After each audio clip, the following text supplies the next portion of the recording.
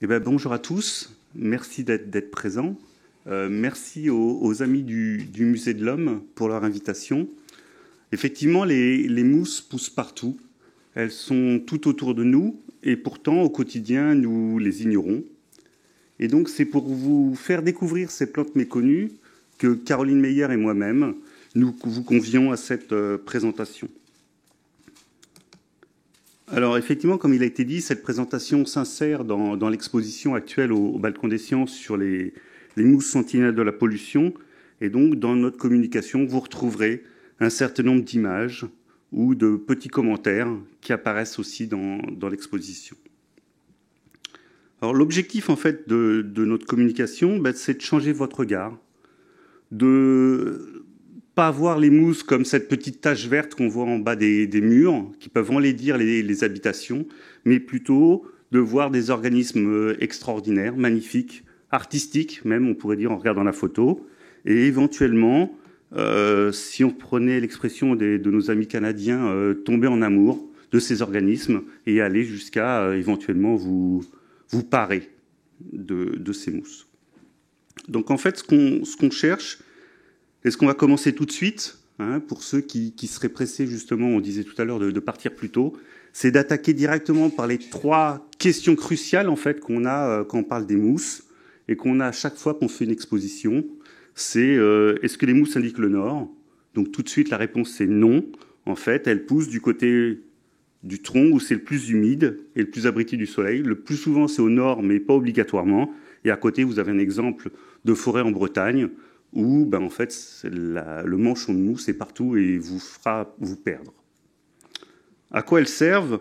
La question, c'est presque existentielle. Devons-nous avoir une utilité pour exister? Et donc, on va vous montrer, pendant cette heure et demie, en fait, où on sera ensemble, que ce sont des organismes extraordinaires qui ont toute leur place dans l'écosystème. Et puis, la dernière question, fréquente aussi pour tous ceux qui ont un jardin, c'est comment l'éliminer de mon jardin. Je dirais, c'est ce qu'on va vous montrer petit à petit, c'est que il faut arrêter le gazon en fait. Faites directement un jardin de mousse, dans le sens où les mousses vont pas tuer l'herbe. Les mousses s'installent parce que l'herbe n'arrive pas à bien se développer. Donc du coup, plantez directement les mousses et laissez-les se développer. Et là, c'est ce qu'on a appelé, nous, un peu le paradoxe du jardinier. C'est-à-dire qu'effectivement, dans nos jardins et nos gazons occidentaux, c'est les photos sur la gauche, on va essayer au maximum d'enlever les mousses de nos gazons. Tandis que si on va par exemple au Japon, il y a des jardins de mousses où, à l'inverse, c'est ce qu'est en train de faire la jardinière en haut, elle essaye d'enlever toutes les plantes vasculaires qui vont planter, tous les brins d'herbe qui vont planter, qui vont pousser au milieu des mousses. Alors la première question qu'on va se poser, c'est mousse, à quoi ressemblez-vous? Et donc une mousse, là vous avez un exemple, et c'est l'exemple qui est présenté dans l'objet à toucher, dans l'exposition. C'est un Plagiumnum affiné. Et c'est une plante qui va être composée de 3 parties. Non.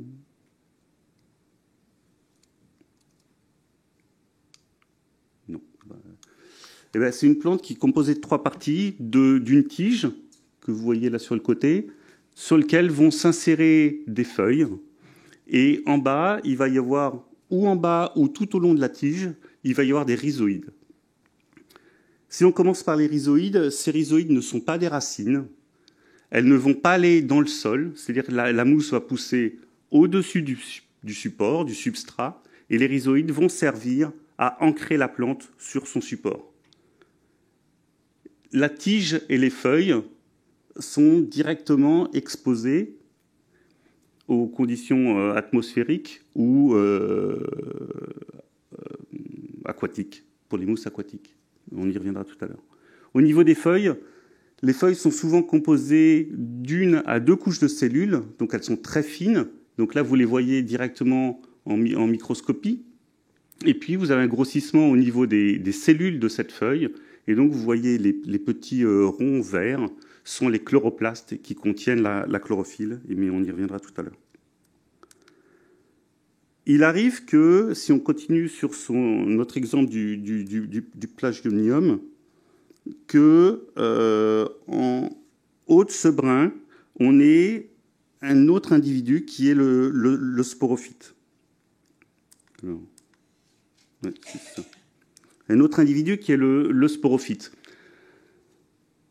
En fait, donc la partie du bas, qui est la plante feuillée, on va l'appeler gamétophyte. Gamétophyte parce que c'est la partie qui porte les gamètes, c'est-à-dire les cellules sexuelles. La partie du haut, on va s'appeler sporophyte, c'est ce qui va produire et porter les spores. Sa présence est occasionnelle, c'est-à-dire à certains moments de l'année, vous allez le voir, et puis ça ne va pas être fonction, vous n'allez pas le voir tout le temps. Donc ce qu'on remarque quand on voit une mousse, c'est essentiellement le gamétophyte, c'est-à-dire la plante feuillée. Alors cette plante feuillée, on va la voir sous deux formes. Là, je vous ai montré jusqu'à maintenant une plante avec une tige, des feuilles. Et on peut la voir sous forme, cette fois-ci ramifiée, avec un rameau principal sur lequel viennent se mettre des tiges secondaires. Et que ce soit le rameau principal ou les tiges secondaires, vous allez avoir des feuilles. Dans les deux cas, la position du sporophyte, donc, non,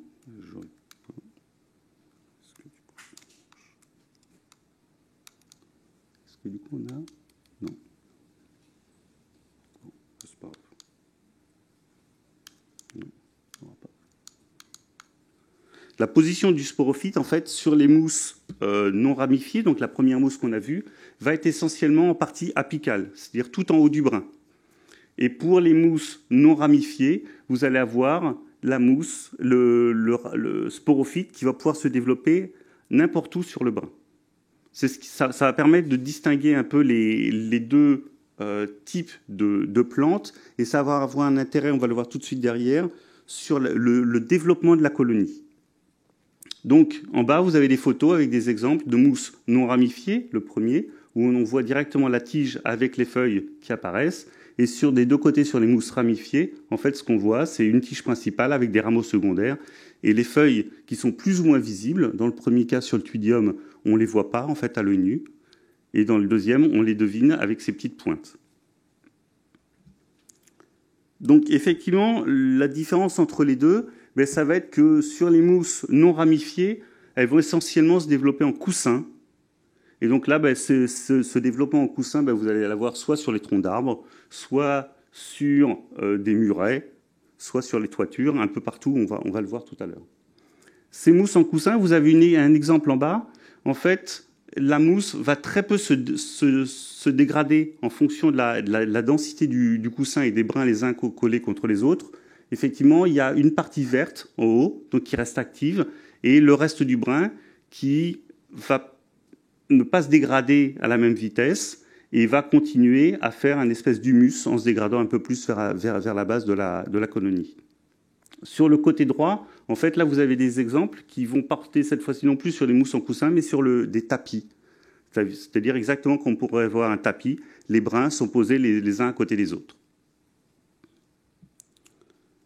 Ce gamétophyte, en fait, il est de petite taille, la plus souvent. Pourquoi ? Parce qu'il n'y a pas de lignine, en fait, à l'intérieur de la tige, et donc il n'y a pas de structure qui permette au brin de rester vraiment dressé, comme on peut l'avoir, par exemple, pour un arbre. Donc c'est souvent de petite taille. Néanmoins, on peut atteindre certaines espèces, et c'est celle qui est sur la droite, c'est l'espèce qui est la plus grande, en fait, de mousse, jusqu'à 70 cm de haut, et donc c'est une espèce qui pousse en Australie. C'est Dawsonia superba. D'autres espèces peuvent atteindre jusqu'à 1 à 2 mètres. Ça va être par exemple des espèces aquatiques qui vont rester dans le courant et pouvoir se développer sur de très longues longueurs. De même, il va y avoir les sphènes dans les tourbières qui, en ne se dégradant pas, en fait, vont pouvoir atteindre des hauteurs assez importantes. Une des plus petites espèces de mousse d'Europe, est présentée ici. C'est Arvernella microclada. C'est une mousse qui a été découverte en France en 2012 et qui a été décrite en 2015. Donc c'est un genre tout nouveau pour la science, aussi bien au niveau du genre que de l'espèce, et elle a été collectée dans le Massif central. Et donc là, ces feuilles font moins de 0,3 mm, c'est-à-dire qu'elles sont invisibles en fait sans l'aide d'un microscope. Alors les mousses sont des plantes, on l'a dit tout à l'heure, sont des plantes photosynthétiques, c'est-à-dire qu'elles vont produire leurs nutriments à partir du rayonnement solaire, de l'eau, de sels minéraux et de dioxyde de carbone. Pour produire et utiliser le rayonnement solaire, il va y avoir des pigments, et elles utilisent essentiellement des pigments chlorophylliens, aussi bien dans la tige que dans les feuilles, et c'est ce qui va donner la couleur verte essentiellement aux mousses. Néanmoins, il peut y avoir l'utilisation d'autres pigments, et c'est notamment le cas pour les sphènes, où on va avoir d'autres couleurs, et donc là, vous avez tout un ensemble de panels de couleurs, où on va passer du rouge au violet, à l'orange et au rosé. Donc on l'a dit tout à l'heure, une tige assez simple, c'est-à-dire que ce sont des plantes non vasculaires, il n'y a pas de tissu conducteur interne. Donc là, ici, vous avez deux coupes transversales de tiges. Le premier sur Rhizomium punctatum, où on ne voit aucune différence en fait entre les cellules. Et par contre, le deuxième sur Polytrichum, où on commence à avoir l'ébauche d'un système conducteur interne, mais c'est vraiment juste une ébauche. Donc il n'y a pas de circulation de sève chez les mousses, et elles n'ont pas de racines. Donc ça veut dire que pour capter en fait l'ensemble de l'eau dont elles ont besoin et des nutriments, elles vont le faire par l'ensemble de la plante. C'est directement l'eau et les nutriments vont rentrer soit directement dans la tige, soit dans les feuilles, et rentrer rapidement dans les cellules. Alors, du coup, les mousses sont très dépendantes de l'eau, en fait. Et elles ont une relation particulière avec l'eau et sur des notions de reviviscence. C'est-à-dire qu'elles peuvent, en cas de sécheresse, se déshydrater très fortement et malgré tout pouvoir survivre et reprendre, entre guillemets, vie. Bon. Ah ben non. OK. Et pouvoir reprendre vie quand l'eau revient. C'est le cas ici de la même espèce, de Syntrichia ruralis, en fait, où c'est pas tout à fait le même ordre. En fait, c'est un ordre juste d'hydratation, c'est-à-dire que l'espèce très hydratée ressemble à ce que vous avez sur la gauche. Quand elle est totalement déshydratée, elle est sur la droite. Et puis au milieu, c'est juste après une pluie qui vient de commencer à la réhydrater. Et donc cette espèce, elle est capable de mettre en place des mécanismes de protection contre la déshydratation. Et donc ce qu'on s'est aperçu, c'est que certaines espèces de mousses, conservées en herbier durant plusieurs années, donc on peut aller jusqu'à 19 ans dans certains articles qui ont été publiés là-dessus, sont capables de reprendre vie une fois qu'on les remet dans un milieu adapté. Alors, on a vu à quoi ressemblaient les mousses. Là, maintenant, on peut se poser la question, mais en fait, qu'est-ce qu'une mousse? Qui êtes-vous?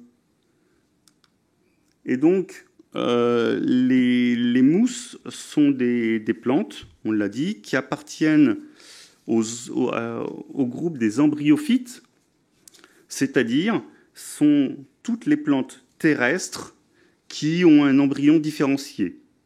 C'est-à-dire qu'on va voir, au moment de la reproduction sexuelle, il y a la production d'un embryon. Ces mousses sont parmi les premières plantes à être sorties du milieu marin il y a à peu près 440 millions d'années. On pense que en fait, les premières plantes à être sorties seraient les hépatiques, qui sont un groupe cousin, en fait, on va pouvoir dire, aux mousses. Ces mousses, en fait, c'est ce qu'on disait là avec leur groupe cousin. Ils ont deux groupes cousins qui sont les hépatiques et les anthocérotes. Et donc ce groupe de trois qu'on appelle clades, excusez-moi, font partie au sens générique maintenant parce que c'est plus un terme qui est utilisé, mais on continue dans le langage courant à l'utiliser, de bryophytes. Et donc les bryophytes regroupent ces trois groupes que sont les hépatiques et les anthocérotes. Les hépatiques, vous avez deux exemples ici qui sont présentés. Hépatique à thalles, donc avec Marchantia polymorpha, et puis une hépatique à feuilles avec Myoloma. On estime à peu près à 9000 espèces d'hépatiques au niveau mondial. En France, on est à peu près à 300-350, en France métropolitaine. Anthocérotes, les anthocérotes sont un peu particuliers parce que ce sont des organismes à thalles, mais qui sont symbiotiques. C'est-à-dire qu'un peu comme on pourrait l'avoir pour les lichens, on va toujours avoir des cyanobactéries présentes avec les anthocérotes. Et donc c'est une symbiose entre le thale de l'anthocérote et des cyanobactéries. On estime à peu près à 100 espèces au niveau mondial, et il y en a 4 en France métropolitaine. Les mousses, donc qu'on appelle aussi Bridae ou bryophytes, et là il y a à peu près 15 000 espèces, dont 800 en France métropolitaine.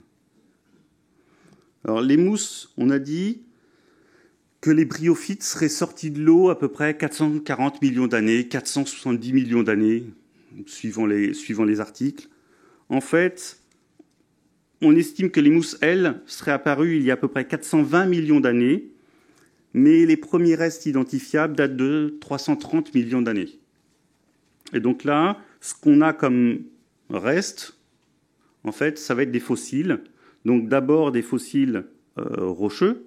C'est un des exemples, là c'est juste un grossissement sur la gauche de ce qui est présenté dans l'exposition. Et donc c'est un échantillon du muséum qui date à peu près 60 millions d'années, où on revoit bien le brin de mousse. Et si on prête bien attention, on arrive à voir les feuilles en fait, qui se distinguent au niveau des tiges. Donc c'est déjà une mousse ramifiée qu'on a à l'époque dans cet échantillon. Et puis sur la droite, c'est un morceau d'ambre, et à l'intérieur, on va retrouver des mousses qui sont prisonnières.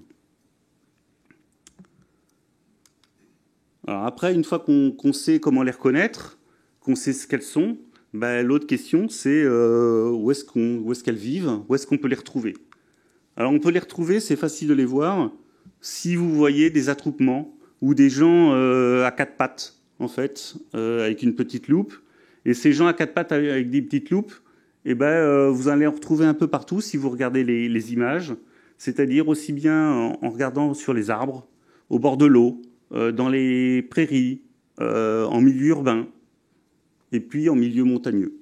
Et c'est ce qu'on va voir, c'est qu'en fait, les mousses poussent dans toutes les régions du globe, de l'équateur jusqu'aux terres arctiques et antarctiques, et du littoral jusque dans les montagnes. Parfois même, nous en France, jusqu'à de très hautes altitudes, jusqu'à 3600 mètres dans les Alpes, on retrouve des mousses. Par rapport à leur habitat, en fait, ce qu'il faut bien voir, c'est qu'il y a plusieurs paramètres physiques ou chimiques qui vont jouer un rôle essentiel dans leur développement. Et donc, les mousses vont être dépendantes de ces paramètres et vont choisir leur habitat et leur support en fonction des paramètres qui sont les plus adéquats pour leur survie. Ces paramètres, c'est la lumière, la température, l'humidité et le pH. C'est-à-dire, est-ce que j'ai un support ou un substrat qui va être acide ou plutôt calcaire. Et puis, en fonction de ça, après, on va avoir des espèces qui vont se développer que dans certains habitats et dans des endroits très précis du monde. Et puis d'autres, c'est le cas ici, par exemple, du Ceratodon purpureus, que vous avez en photo dans les deux, qui est ce qu'on appelle une espèce ubiquiste et cosmopolite. Cosmopolite, ça veut dire que, en fait, on va la retrouver dans le monde entier. Et ubiquiste, ça veut dire qu'elle ne va pas avoir un substrat ou un support particulier qui va lui être propre. On va la retrouver sur énormément de choses, et aussi bien sur des rochers que sur du sol nu ou autre. Alors, un certain nombre de milieux. Le premier milieu, ça va être le milieu aquatique. Et donc, en milieu aquatique, les mousses se développent très bien. Il n'y a qu'en milieu marin qu'elles ne survivent pas, en fait. Elles sont sorties de l'eau et elles ont perdu leur capacité à y revenir. Donc, il y a une ou deux espèces de mousses qui peuvent résister un peu aux embruns marins, qu'on appelle Schistidium maritimum, par exemple, en France, mais elles ne seront pas aussi proche qu'on peut voir si on va par exemple en Bretagne, sur tous les rochers, vous avez des grosses taches oranges de lichen, vous n'aurez pas de mousse à cet endroit-là. Et donc au niveau aquatique, les mousses, on va les retrouver dans l'eau libre, c'est-à-dire dans des torrents, dans des mares, dans les tourbières. Et puis voilà. Après, à côté des mousses aquatiques, on va retrouver les mousses terrestres. Et ça, c'est pareil, les mousses terrestres, on va les retrouver dans colonisant à peu près tous les supports, aussi bien naturels que anthropiques. Et donc là, on va avoir des mousses qui vont pousser essentiellement soit sur des supports minéraux, donc soit rochers, soit tout ce qui va être béton, tuiles ou autre, soit sur des supports organiques. Donc on va avoir des mousses, par exemple, qui vont être épiphytes en milieu tropical de feuilles de plantes vasculaires, soit sur des troncs en décomposition, soit sur des troncs vivants. Et puis en fonction de ça, je vais vous présenter un certain nombre d'habitats un peu plus particuliers qui permettent d'introduire quelques notions sur les mousses. Le premier, c'est de regarder les laves en Islande, en fait. Et en Islande, les laves sont recouvertes jusqu'à 10 cm d'épaisseur par des tapis de mousse uniformes. C'est la même espèce que vous retrouvez partout. Et en fait, ça permet d'introduire le fait que les mousses sont des espèces souvent qu'on appelle pionnières, c'est-à-dire qu'elles ont besoin de peu puisqu'elles n'ont pas besoin de substrat, de l'aide du substrat. Ce qu'on a dit tout à l'heure, elles n'ont pas de racines, donc pour les mousses terrestres, elles vont prendre l'ensemble des nutriments et de l'eau directement par l'atmosphère. Donc elles peuvent se développer sur des substrats nus, sur des supports nus. Donc là, c'est le cas des laves. Et donc, en colonisant ces substrats, elles vont commencer à produire de l'humus qui vont favoriser par la suite l'introduction des plantes vasculaires ou d'autres types de plantes. Alors elles peuvent coloniser, effectivement, on a dit, des substrats nus, et puis elles peuvent aussi coloniser même des substrats nus, mais qui sont très artificialisés et très pollués. Donc là, on le voit effectivement sur un certain nombre d'exemples où elles vont se développer directement sur le métal rouillé, et le métal rouillé n'a pas une influence sur leur physiologie et leur morphologie. Donc c'est pareil, on va retrouver beaucoup de mousse dans les friches industrielles sur des sites contaminés. Le fait que les mousses puissent se développer comme ça sur des terrains nus et sur des substrats nus a fait que certaines personnes ont utilisé ces propriétés pour les utiliser pour les toitures végétalisées. C'est-à-dire qu'on s'aperçoit de plus en plus que du bienfait en fait, des toitures végétalisées au niveau de l'isolation des habitations. Et puis, il y a un certain nombre de personnes qui, à force de mettre des sédums dans les petits cailloux, sont aperçues que le sédum n'était peut-être pas optimal sur le site, finissait par se dégrader et être remplacé par des mousses. Et donc, l'idée était de planter directement des mousses plutôt que d'attendre qu'elles se développent.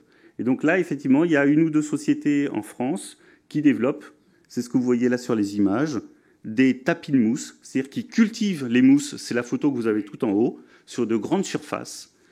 Ils cultivent ces mousses sur un géotextile, et ce géotextile, ils le roulent, exactement comme on le fait pour le gazon sur les terrains de foot.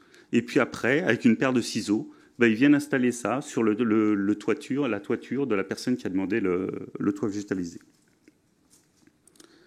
Donc ça, pour dire que on commence à avoir aussi des mousses en milieu urbain, aussi sur les toitures, qu'on le verra après un peu sur les murs végétalisés.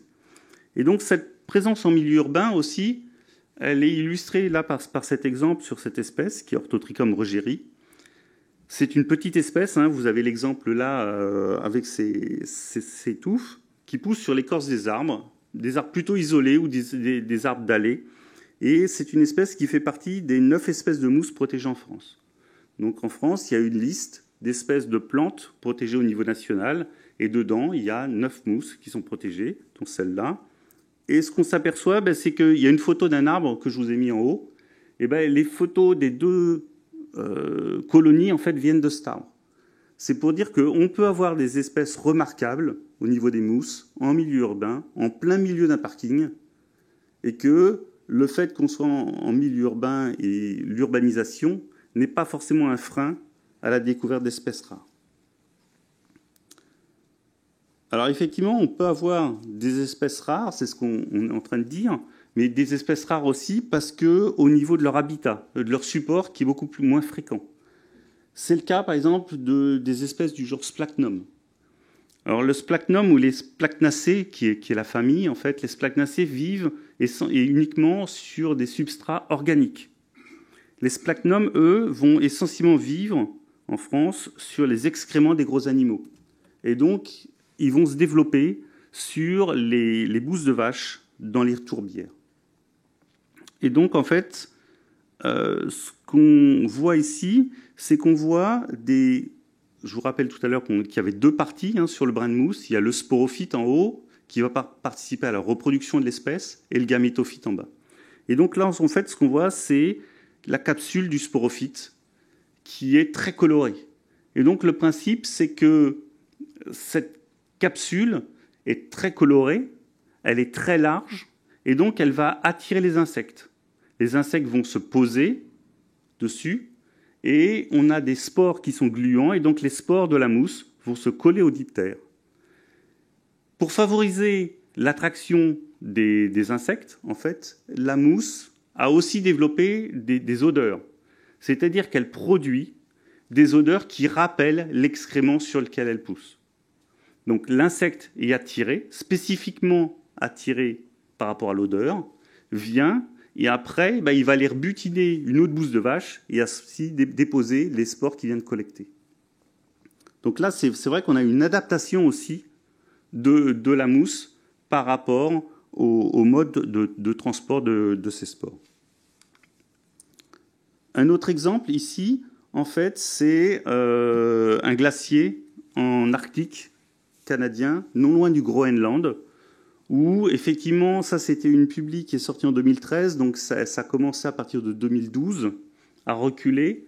Et en fait, ce qu'on s'aperçoit, c'est que en reculant, donc c'est la photo que vous avez en haut, c'est vraiment le recul, en reculant le glacier avec la fonte des glaces permet de mettre en évidence en fait les plantes qui étaient emprisonnées en dessous. Et donc là, vous avez le petit rond, un petit rond en bas, où ils ont fait quand même une petite découpe dans le peu de glace qui restait. Ils ont prélevé les échantillons qui étaient en dessous. Ils se sont aperçus pour les déterminer. Ils se sont aperçus qu'effectivement, c'était des mousses. Et puis, ils se sont dit, autant tester de voir l'intégrité structurelle et la viabilité de ces mousses. Et ils les ont mis sur un milieu de culture. Et donc, c'est les exemples que vous avez sur le côté droit là-bas, pardon, dans les boîtes de pétri. Donc, c'est juste un milieu gélosé, donc avec un milieu un peu plus riche et hydraté. Et en fait, ces brins de mousse sont repartis. Donc en fait, ces mousses ont passé à peu près 400 ans sous la glace, et le fait de les remettre dans un milieu adapté, elles repartent. Donc là, ça démontre aussi, comme on disait tout à l'heure, par rapport aux résistances, par rapport à la déshydratation, une résistance importante du brin par rapport au changement de son milieu. Alors l'autre question maintenant qu'on peut se poser, c'est mousse, on a commencé à en parler avec le sporophyte. Comment vous reproduisez-vous? Alors, en fait, pour se reproduire, la mousse a deux manières de se reproduire. Une reproduction qu'on va appeler asexuée, c'est-à-dire il n'y a pas besoin de sexe, en fait. Et c'est ce qui est là présenté ici. C'est une multiplication végétative, c'est-à-dire que tout ou partie du gamétophyte est capable d'engendrer un nouvel individu. Donc, soit on va avoir un brin de rameau, un bout de feuille qui tombe de mousse, et ce bout de feuille va pouvoir redonner un organisme. C'est l'exemple que vous avez tout à droite, où en fait c'est sur une espèce qui est Dicranum viridé, et c'est une espèce en coussin qui pousse sur les hêtres essentiellement, et ce petit coussin, si vous passez un doigt humide dessus, en fait, votre doigt va ressortir tout vert. C'est-à-dire que l'espèce a la capacité de très très vite casser toutes ses feuilles. Et c'est son mode de dispersion en fait. Et donc ces feuilles, ces petits bouts de feuilles, une fois tombés au sol, sont capables de redonner un organisme. C'est ce que vous avez là au bout, où le bout de feuille est en train de rebourgeonner à nouveau. Ce que peuvent produire aussi les mousses sont des espèces de petites bulbilles, donc ou des propagules, donc des petites sphères qui sont des excroissances mais qui restent quand même malgré tout des clones en fait de la plante mère. Néanmoins, ces petites bulbilles peuvent avoir quelques mutations génétiques qui font qu'on va avoir un génome un peu différent de la plante mère. L'autre manière, cette fois-ci, ça va être la reproduction sexuée. Et donc là, on a besoin d'organes mâles ou d'organes femelles. Donc là, c'est un cycle très très simplifié où on va partir, le 1, c'est des gamétophytes, du coup. Sur ces gamétophytes vont apparaître des organes mâles et femelles. Les organes mâles vont produire des cellules sexuelles mâles qui vont venir féconder la femelle. Et à partir de là, il y a la production du sporophyte qui va donner des spores et un protonéma. Alors si on regarde de manière un peu plus compliquée en fait ce schéma, voilà à quoi il ressemble. Donc il y a un certain nombre de termes qui sont absolument pas à retenir.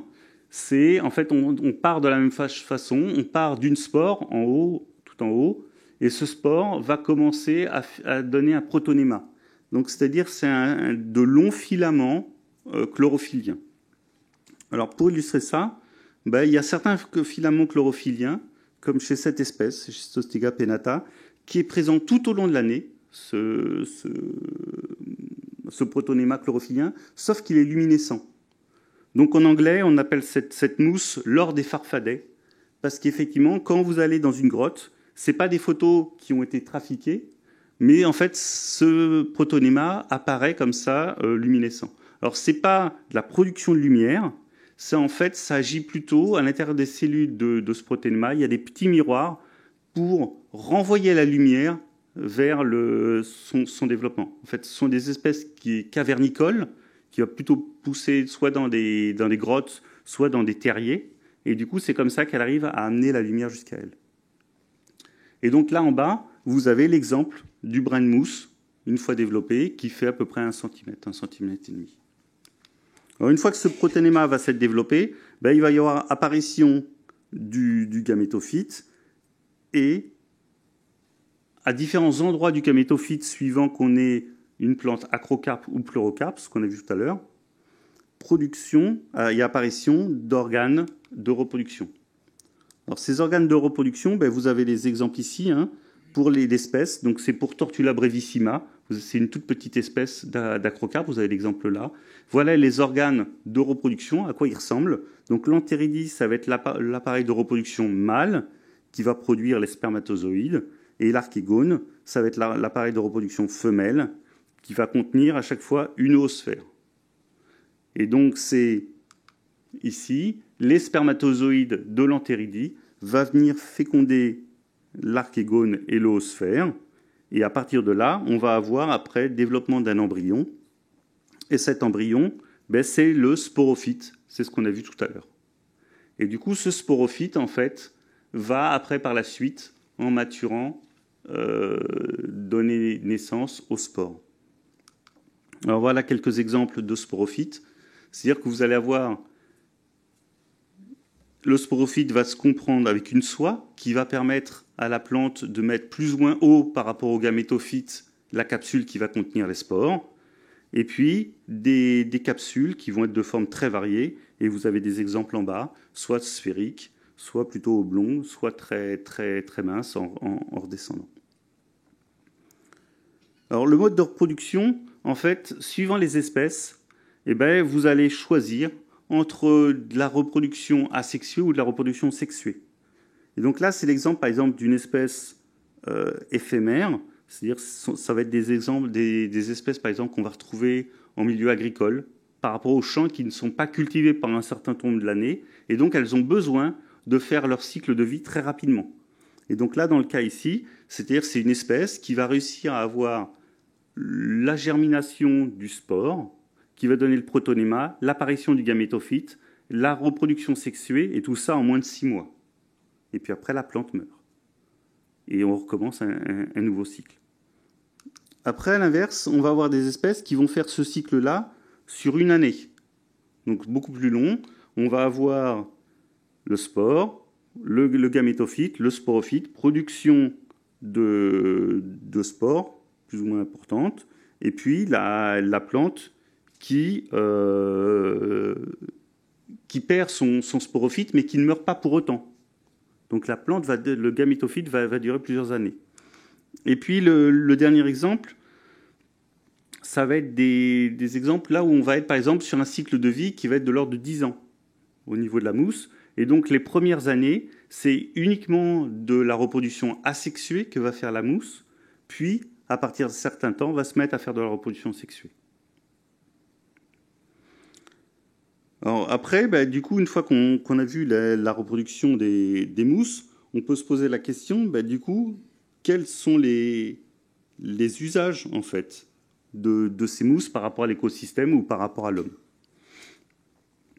Alors, les usages, au niveau de l'écosystème, ça va être des espèces pionnières, c'est ce qu'on a dit tout à l'heure. Donc, ça va être des espèces qui vont permettre la fabrication d'humus, de substrats, sur des milieux nus au départ. Après, les mousses vont avoir un rôle très important, aussi bien en milieu forestier que dans les tourbières, dans le cycle de l'eau et des éléments. En forêt, elles vont retenir l'eau et un certain nombre d'éléments, notamment par exemple sur des cycles liés à l'azote dans les forêts boréales. Pour les tourbières, notamment dans les grandes tourbières d'Amérique du Sud ou de Russie ou du Canada, ça va être des puits de carbone. Et donc là, effectivement, c'est des endroits où, historiquement, ça permet de piéger le CO2 sous forme de matière organique inerte. Après, ça va être aussi un habitat pour les micro-organismes. Il y a énormément, et vous avez des photos de micro-organismes, que ça puisse être des microalgues, des cyanobactéries, des tardigrades, et tout un autre ensemble de microfaune et de microflore qui vont vivre dans le brin de mousse. Le brin de mousse, du coup, ça va être un peu ce qu'on va appeler un bryosystème, un bryo-écosystème. C'est-à-dire que toutes ces espèces vont avoir des chaînes trophiques, vont se consommer ou non les unes les autres au sein du brin de mousse.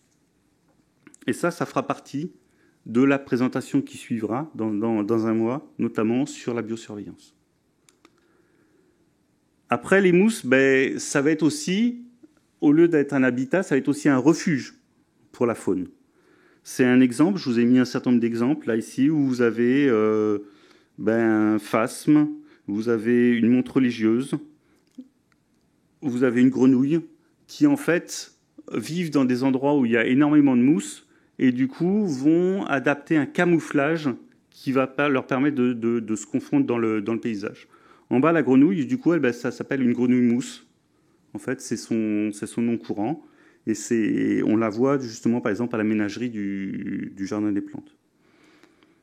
En bas, à gauche, c'est un peu différent. Ça va être un peu comme on a les crabes en Bretagne qui se font pousser des algues sur le dos pour se camoufler. Là, lui, par exemple, cet insecte-là, en fait, il s'est fait une protection, une carapace en utilisant un peu de matière organique, tout un tas de fourmis mortes, et sur cet ensemble, il fait pousser des mousses ou des hépatiques pour pouvoir se camoufler. L'utilisation encore par la faune des exemples, ça va être au niveau des oiseaux et des petits mammifères qui vont utiliser les mousses pour construire leur nid. Là, c'est l'exemple du troglodyte mignon, qui est un oiseau qui va exclusivement faire son nid avec des mousses. Là, vous avez l'exemple après autre chose, qui est l'écureuil. C'est un petit écureuil, et en fait, cet écureuil va venir consommer les sporophytes. En fait, les mousses sont quasiment pas consommées. Il n'y a pas les insectes qui vivent dans les mousses ne vont pas les manger, et il y a exceptionnellement un certain nombre de mammifères ou oiseaux qui, pour des besoins protéiniques, vont consommer le sporophyte de la mousse. Mais sinon, la mousse n'est consommée par personne et par aucun animal. Alors, l'autre usage, ça va être en ethnobryologie, c'est-à-dire c'est l'usage par l'homme. Et ça, les usages par l'homme, en fait, on en a depuis la nuit des temps, aussi bien en objet de la vie quotidienne, par exemple sur les mèches de lampe, ou ici, l'exemple où on a retrouvé dans des fouilles, c'était par rapport à des objets un peu style biface, la protection en fait de la main avec des manchons de mousse.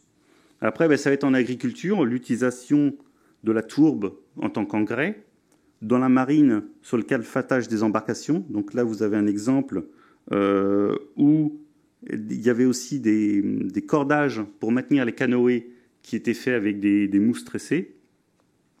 La tourbe, qui va être utilisée notamment en Irlande ou dans les pays un peu plus nordiques pour la combustion ou la construction. Et puis dans l'habitat, sur la confection de matelas ou le calfeutrage des habitations en bois. D'autres utilisations aussi dans la vie quotidienne, ça va être sur la conservation des aliments. Et donc, par exemple, dans les tourbières à sphaigne, on considère que si l'air est inférieur à 20 degrés, à peu près, eh bien, la sphaigne va fonctionner exactement comme un réfrigérateur. Et donc là, ce que vous voyez avec les gens qui sont en train de dépioter, en fait, de nettoyer, c'est une motte de beurre de 10 kilos qui a été découverte en Irlande il y a moins d'une dizaine d'années. Et en fait, cette motte de beurre en fait, date d'il y a 2000 ans. Donc ça fait 2000 ans en fait, qu'elle était conservée intacte. Alors je ne sais pas s'ils l'ont consommée ou pas, voir si le beurre avait encore du goût, mais ça fait 2000 ans qu'elle est conservée intacte comme ça dans une tourbière. C'est pareil, encore à l'heure actuelle, on peut utiliser les tourbières pour conserver le saumon. Ça se fait en Irlande. Alors les mousses, à part ça, sont très peu consommées, en fait, et on n'a pas de vraies réelles traces de consommation des mousses, excepté dans la pharmacopée chinoise. On utilise des mousses pour se soigner. Alors, à côté de ça, du coup, par rapport à la pharmacopée, il y a des recherches actuelles de différents laboratoires pharmaceutiques qui étudient les propriétés antimicrobiennes et antifongiques des mousses.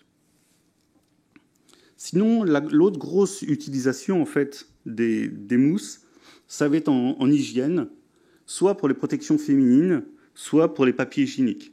Donc papier hygiénique, il y a un certain nombre de fouilles de châteaux ou autres qui ont montré que depuis très très longtemps, on les retrouve dans les latrines en quantité tellement importante que la seule explication, c'est leur utilisation en papier toilette. Protection féminine, on a des écrits au moins en France depuis 1650 de cette utilisation des mousses en tant que serviette périodique. Il semblerait, mais c'est lorsqu'on a fait l'inauguration, et je n'ai pas relu l'article, qu'on ait même des traces depuis l'homme préhistorique de cette utilisation des mousses pour cet usage.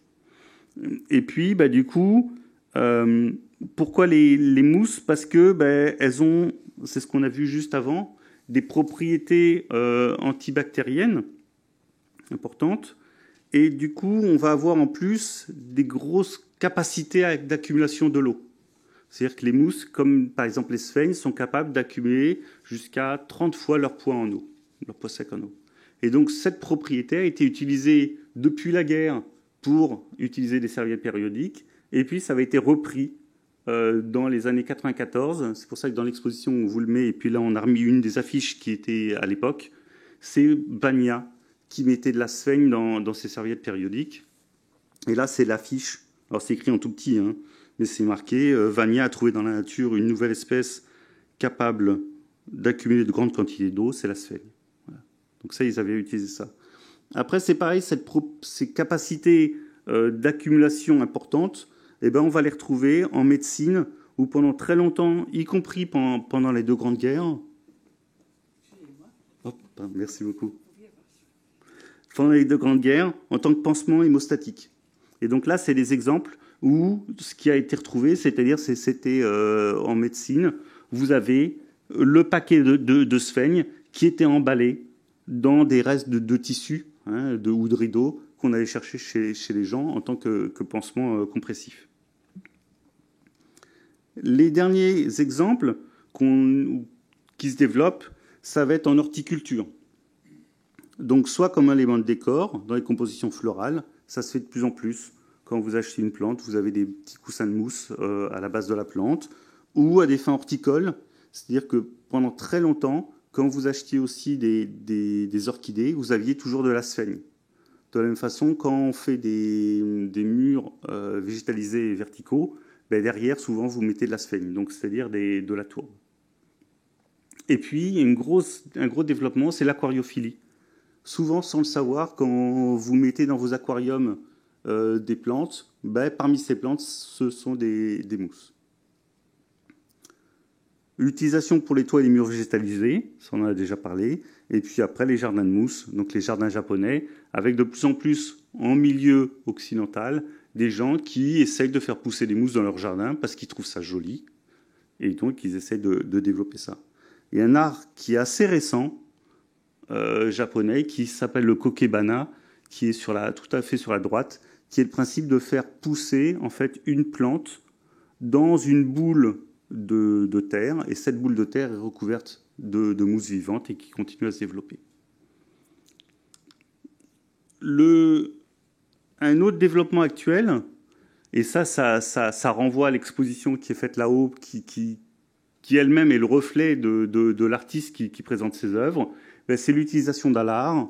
Et l'utilisation dans l'art, il y a le graffiti de mousse qui se fait de plus en plus.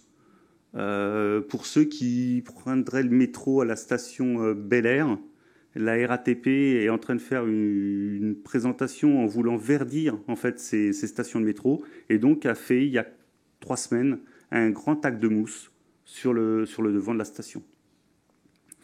Et puis après, comme développement artistique, vous l'avez soit dans la bijouterie, soit dans des sculptures, ou alors après, ce qui se fait de plus en plus, c'est les tableaux en mousse stabilisée, c'est-à-dire que on remplace l'eau présente dans la mousse par de la glycérine, et comme ça, votre mousse ne bouge plus dans le temps, garde sa couleur et ne se dégrade pas.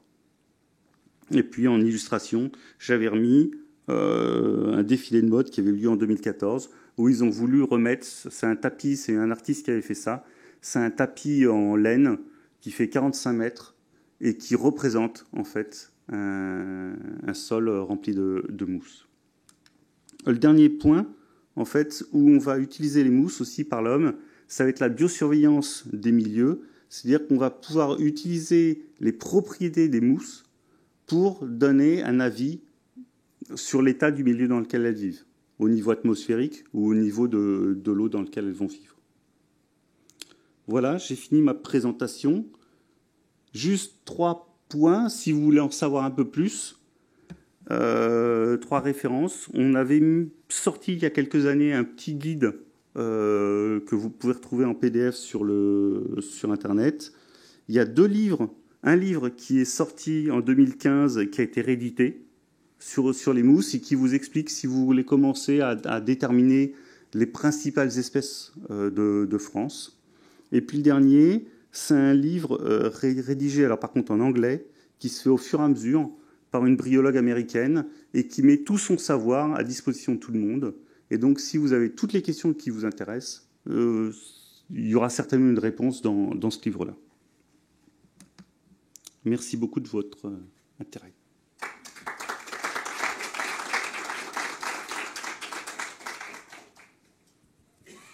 Merci. Ce n'est pas une question vraiment sur les mousses, mais c'est une question sur les tourbières. Si on exploite une tourbière, est-ce que les mousses, après, peuvent se réinstaller ? Je pense à un exemple dans le Massif central où on avait voulu exploiter une tourbière, non pas pour la tourbe, mais pour les diatomées qu'elle contiennent. Et puis, il y a eu un tollé de la population, ça s'est arrêté. Mais est-ce qu'après, ça pourrait se réinstaller en tourbière ? En fait, dans la tourbière, ce qui est important, c'est la partie supérieure. Le principe de la tourbière, c'est que, comme on est en milieu acide, et avec de l'eau et sans trop d'oxygène, en fait, le brin de mousse ne se dégrade pas. Ou se dégrade très peu, ce qui va donner la tourbe.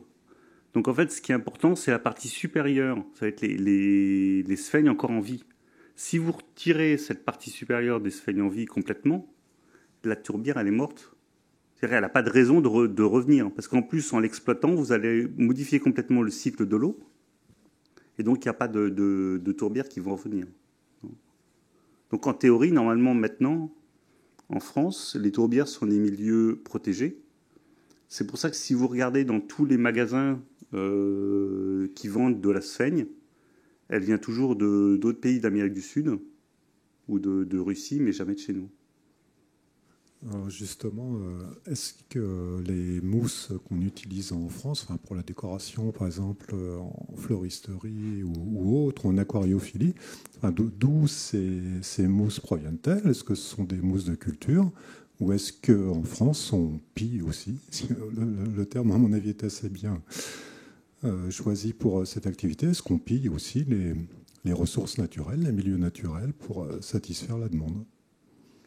Alors, en aquariophilie, non, parce qu'en fait, il faut que ça soit des espèces qui soient vraiment, entre guillemets, axiniques. C'est-à-dire que quand vous allez introduire dans votre aquarium cette espèce-là, il ne faut pas qu'il y ait d'autres plantes qui soient développées en même temps. Donc toute l'aquariophilie, c'est vraiment des mousses cultivées.